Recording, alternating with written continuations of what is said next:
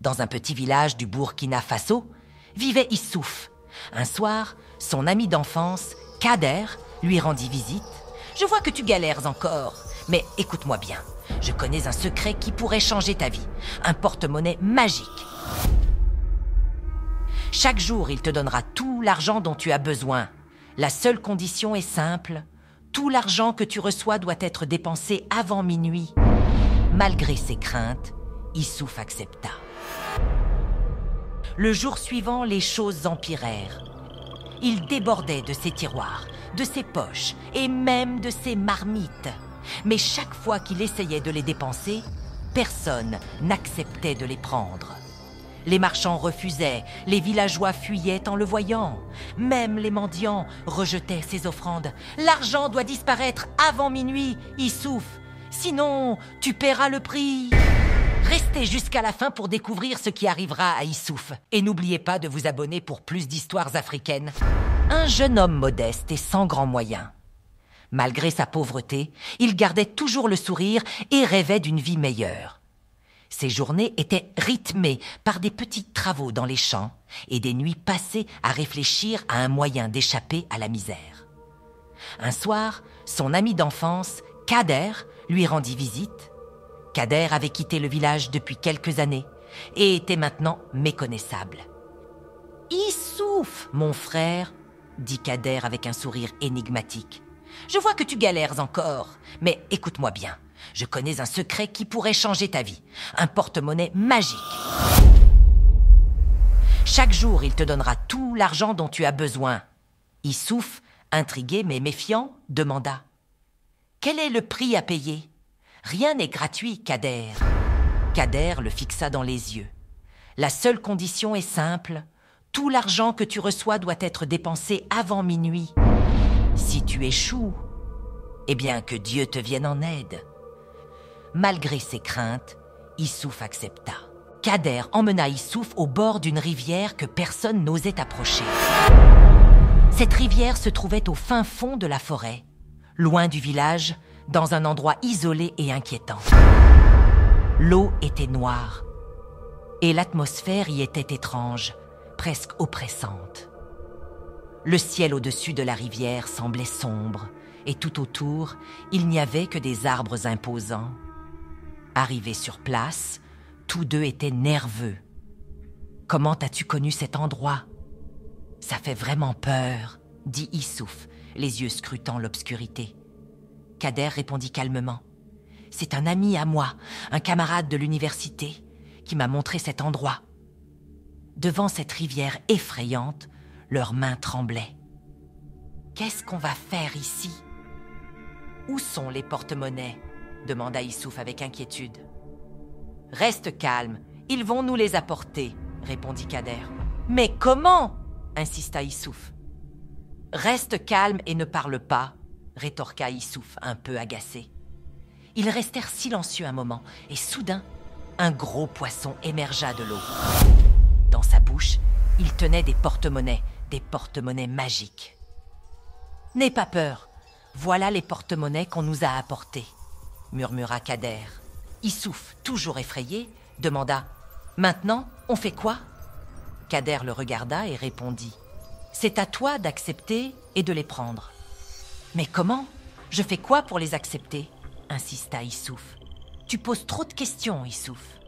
Dis juste ton nom et déclare que tu es venu chercher les porte-monnaies. » Tremblant, Issouf obéit. « Mon nom, c'est Issouf. Je suis venu prendre les porte-monnaies. » Aussitôt, le poisson tendit les porte-monnaies avec sa bouche, puis disparut dans l'eau comme s'il n'avait jamais existé. Issouf, toujours troublé, demanda « Et maintenant, qu'est-ce qu'on fait, Kader ?» Kader répondit avec assurance « Prends les porte-monnaies. » Issouf s'exécuta, saisissant les porte-monnaies magiques. Ils quittèrent ensuite cet endroit mystérieux, le cœur encore battant à l'idée de ce qu'ils venaient de vivre. Dès demain matin, il sera rempli. Mais souviens-toi, Issouf, pas un franc ne doit rester à minuit. Issouf, émerveillé, rentra chez lui avec le précieux objet. Le lendemain matin, en ouvrant le porte-monnaie, il trouva 50 000 francs CFA. C'était une somme énorme pour lui. Il courut au marché, acheta de la nourriture, de nouveaux vêtements et distribua une partie de l'argent aux enfants du village. Chaque matin, le porte-monnaie doublait la somme. 50 000, puis 100 000, puis 200 000. Issouf était désormais l'homme le plus généreux du village. On le respectait, on l'admirait, mais certains commençaient aussi à murmurer des rumeurs.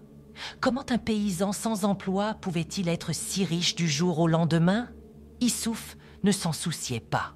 Chaque soir, il s'assurait que tout l'argent avait disparu, même si cela signifiait donner des sacs de riz ou organiser des fêtes grandioses. À Ouagadougou, Issouf s'enivra de la vie citadine. Il dépensait son argent dans les bars et les boîtes de nuit. Ses soirées étaient rythmées par la musique assourdissante, les rires des gens qui l'entouraient et les billets qu'il lançait sans compter. Il devint célèbre dans les cercles festifs pour sa générosité extravagante. Mais une chose étrange se produisait. Peu importe ce qu'il tentait de faire, il était incapable de réaliser quoi que ce soit d'important avec cet argent.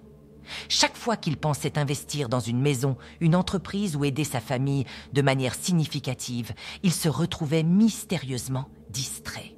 Un soir, alors qu'il voulait acheter un terrain, il changea d'avis sans raison et dépensa tout dans une fête somptueuse.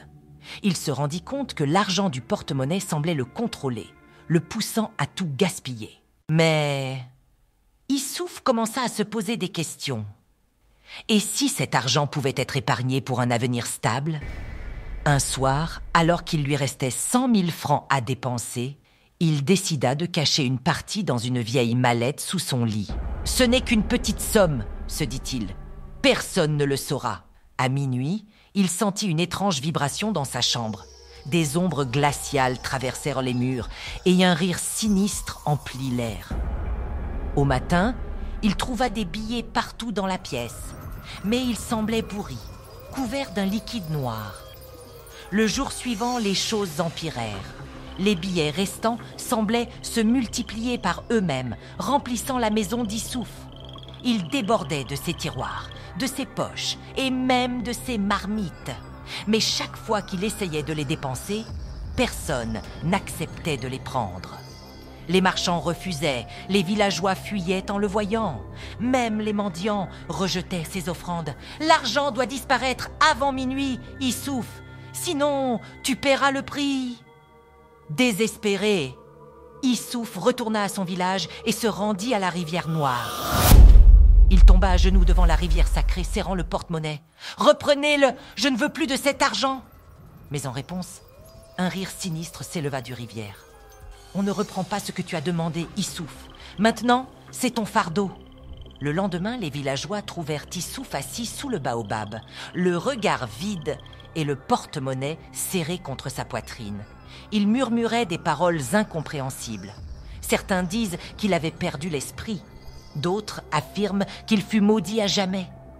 Quant à Kader, il disparut du village sans laisser de traces. Dans le village et à Ouagadougou, on raconte toujours cette histoire pour avertir contre la richesse facile. Le porte-monnaie magique existerait encore, attendant sa prochaine victime.